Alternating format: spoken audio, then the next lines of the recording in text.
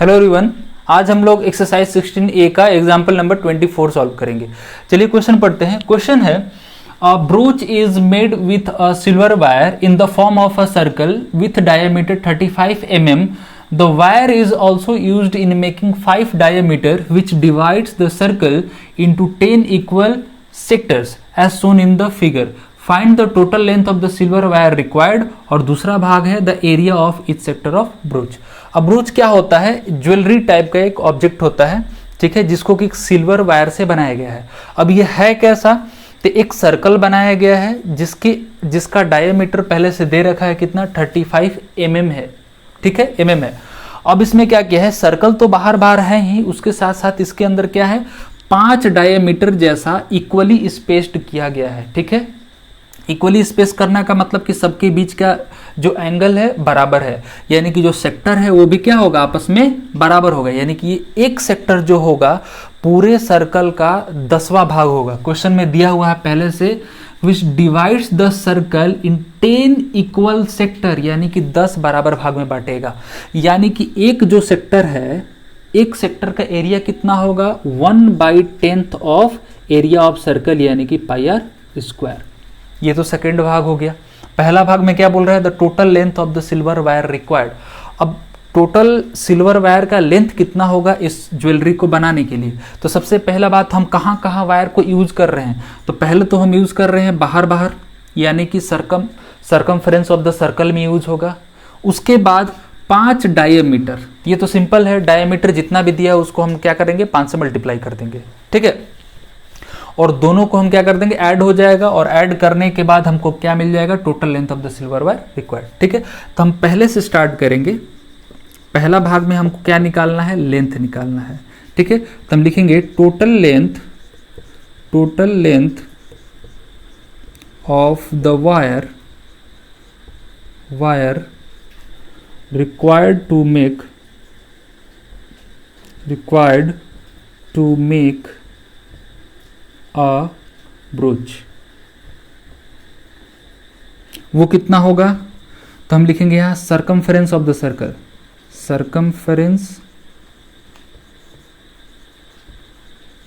Circumference of circle,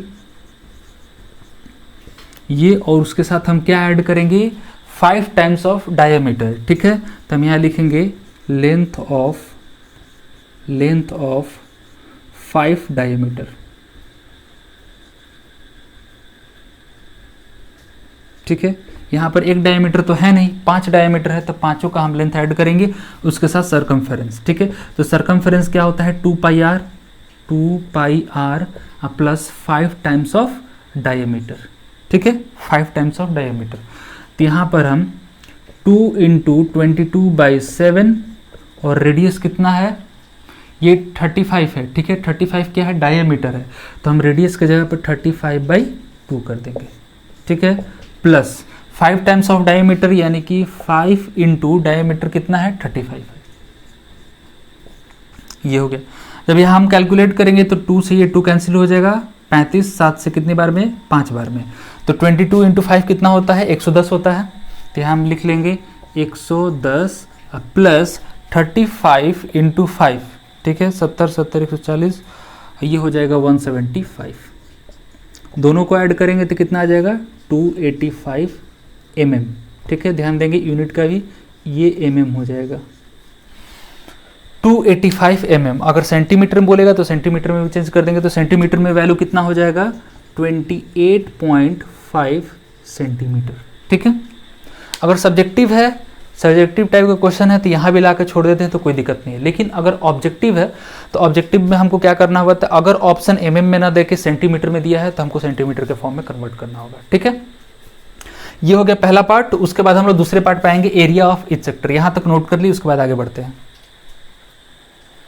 चले आते हैं हम लोग सेकंड पार्ट पे। सेकंड पार्ट में क्या बोल रहा है, the area of each sector of the broach, ठीक है। तो इसमें हमको पहले लिखना पड़ेगा कि एक सर्कल है जो कि 10 भाग में डिवाइडेड है, ठीक है। तो यहाँ पे लिखेंगे given circle is divided into 10 10 equal sector, ठीक है। So area of each sector is equal to, ठीक है। देखिए यहाँ पर क्वेश्चन में पहले से दे रखा है कि एक सर्कल को 10 इक्वल सेक्टर में डिवाइड किया जाता है, तो वहाँ से हमको एरिया निकालना बहुत आसान हो गया, ठीक है, क्योंकि एक सेक्टर पूरे सर्कल का 1/10 है। तो अब उसके लिए हमको एंगल निकालने की कोई ज़रूरत है नहीं, ठीक है। 1/10 हमको मिल गया, तो हम क्या करेंगे 1/10 इंटू एरिया ऑफ सर्कल कर देंगे, ठीक है। तो यहाँ पर हो जाएगा 1/10 इंटू पाई आर स्क्वायर, ठीक है। ये हो गया 1/10 इंटू पाई 22/7, और रेडियस कितना है, रेडियस कितना गिवन है 35 है, डायमीटर तो इसको हम कर देंगे 35/2 इंटू 35/2, ठीक है। चलिए यहाँ से हम कैलकुलेट करेंगे, तो ये 2 से क्या हो जाएगा, ये 11 हो जाएगा, ये 7 से 5, 5 से ये 2 बार में कटेगा, ठीक है, ठीक है। अब ऊपर क्या बच गया 11 और 35, तो हम इसको 11 और 35 को मल्टीप्लाई कर देंगे। मल्टीप्लाई 11 से किसी भी नंबर को मल्टीप्लाई करने का एक शॉर्टकट फॉर्म है, क्या है कि पहले हम क्या करेंगे, इसको और इसको ऐड करके बीच में लिख लेंगे, यानी कि ये हो जाएगा 385 और नीचे हो जाएगा 4। अब ये ऐसे क्यों होता है समझेंगे बात को। 35 को जब हम 11 से मल्टीप्लाई करते हैं तो ये 35 और 35 ऐसे आ जाता है, ठीक है। तो ये हो जाएगा 5 और ये हो जाएगा 8 और 3, ठीक है। तो अब इसमें क्या है कि अगर दोनों को ऐड करने पे 10 नहीं आ रही है, 10 से बड़ा नंबर नहीं आता है, तो फिर आसान है। अगर उससे बड़ा नंबर आता है तो हम क्या करेंगे, यहाँ लिख के कैरी आगे बढ़ जाएगा, ठीक है। समझ में आ रही बात। ऐसे हम 11 से किसी चीज़ को मल्टीप्लाई करते हैं, पूरा प्रोसेस करने की जरूरत नहीं है, ये फास्ट कैलकुलेशन हो जाता है।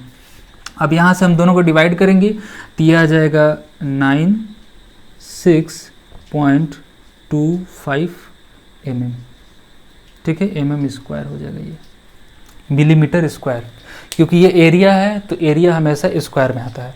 तो यूनिट का भी हमको ध्यान रखना है कि यूनिट किस में दिया हुआ और किस में हमको लिखना है। अब क्या है, क्वेश्चन में mm में दिया हुआ, हम जल्दबाजी में सेंटीमीटर लिख देंगे तो फिर वहाँ भी गलत हो जाएगा, उसके लिए भी कुछ मार्क्स कट सकता है, ठीक है। तो ये टोटल क्वेश्चन हो गया, 2 पार्ट था इसमें, दोनों पार्ट को हम लोग सॉल्व कर लिया, ठीक है। कोई भी क्वेश्चन बनाते वक्त हमको एक बात ध्यान देना है कि क्वेश्चन को अच्छे से पढ़ना, अगर कोई भी चीज़ मिस हो जाता है तो वहीं पर गलती होने का ज़्यादा चांसेस रहता है, ठीक है। चलिए, आई होप सारा समझ में आया होगा इसमें। चलिए, तो आज के वीडियो में बस इतना ही, मिलते हैं नेक्स्ट वीडियो में नए क्वेश्चन के साथ। Thank you.